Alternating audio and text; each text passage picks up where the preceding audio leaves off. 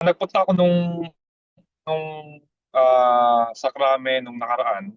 Tapos nilapitan ako ni General Saro ng PICA-G. Siya yung chief ngayon ng Police Community Affairs and Development Group. At nagkakaroon sila ng problema dahil naging stricto si PNP chief sa kanilang fitness. So ang naging problema, sabog-sabog yung programa nila, hindi pare-pareho, kanya-kanya. Kasi sa PNP pala, binibigyan sila ng time na mag-exercise, pero bahala ka na sa buhay mo kung anong gusto mo. So, bahala ka na kung gusto mo mag-jogging, kung gusto mo mag-basketball, kung gusto mong mag-zumba, ganyan. So, hindi siya unified. Ibig sabihin, syempre, iba't iba tayo ng motivation sa buhay. May ibang tamad, maraming tamad na pulis sa pagdating sa pag-exercise. Kasi lagi nasa opisina, lalo na sa krami, dahil matataba dyan, ha? Hindi natin makakaila. So, kanya-kanya, iba-iba ng resulta. Siyempre, may pulis na malakas kumain, malakas mag-rise, motivational rise, ang laki ng tiyan ngayon. Tapos tamad mag-exercise. Meron namang mga pulis na talagang desidido, yun yung nakikita natin na fit.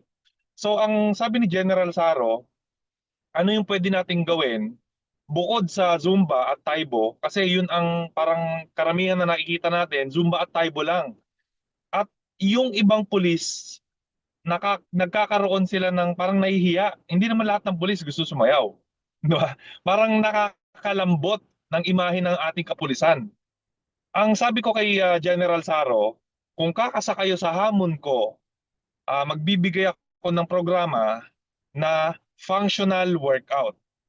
Kasi malalakas ang mga pulis natin eh. Malalakas. Kaso, kung hindi ka functional, hindi mo magagamit yung lakas na yon. Ibig sabihin, kumbaga parang ano siya eh, sasakyan, malakas yung makina mo, pero flat yung gulong mo.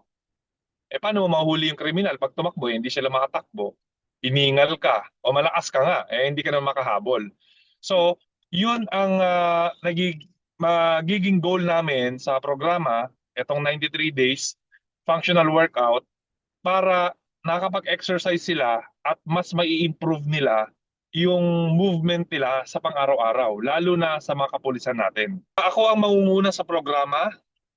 Ako magbibigay ng programa para accountable sila. Ako magbabantay. Ako magbibigay sa kanila, magrekomenda sa tulong ng ating mga nutritionist yung mga kakainin nila. Kasi nakita ko ang lalakas talaga kumain ng kanin yung mga pulis eh.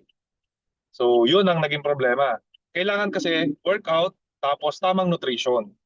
Meron din tayong mga nutritionist na kasama dito sa programa at babantayan natin, papaiterat sa publiko yung magiging transformation nila para mas ma-uplift natin yung mga public servants natin.